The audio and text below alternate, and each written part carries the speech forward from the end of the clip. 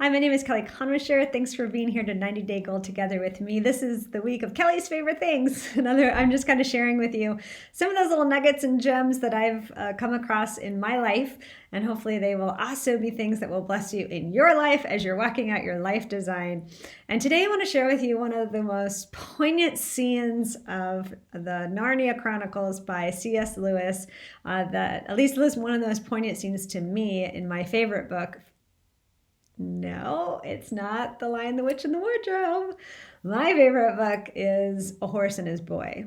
I just love this story. And if you know the story as well, you know that it is a little different than the other Narnia stories, but very intimate. And we actually even had a dog named Shasta. And if you know the story, you know that's one of the main characters that when we got our puppy, we were so deep in these stories that actually our daughters named the dog Shasta. I guess because Horse and His Boy is one of their favorite stories too. I'm not sure, but it is a great story. And there's a point in the story in which Shasta, that they've been on this great journey with, and Aslan, the great lion that represents Jesus in the stories, has been following with them and interacting with them. And at different times, Shasta thinks that there's more than one lion out there chasing him, and it's scary. And at this point in the story, Shasta is having a very intimate conversation with Aslan,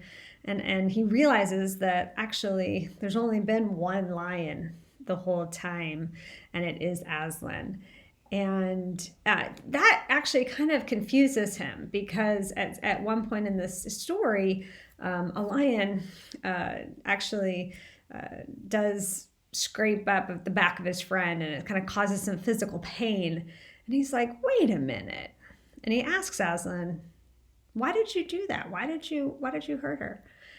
And Aslan says this great important reflection back to Shasta and says, Shasta, I'm telling you your story. No one is told anyone's story but their own. And I apologize if that's not the exact quote, but the meaning behind it is what sticks with me, which is essentially you, my friends, are given your story. And right now in your 90-day goal, you might be looking around thinking, why is life so much easier for that person? How come they're winning with their life and I'm working so hard over here and I just don't feel like I'm making it? God is with you in your story. And God is telling you your story. And you don't get an insight into anybody else's story but your own. I remember when we first entered pastoral ministry, we were so in love with the ability to share these moments with people at their weddings and all these celebrations, the baptisms and the worship time together and the meals together. But it quickly also came with the realization that we would be walking with people during some of the most challenging parts of their lives. When people are ill or sick, when people are experiencing loss and grief. And then we also realized that we also knew about challenges in people's lives that they worked very hard to keep secret. And all of a sudden we realized, even though, we were super young, we got that view that everybody has a story, and it doesn't look as clean or crisp as we might put on Facebook or Instagram.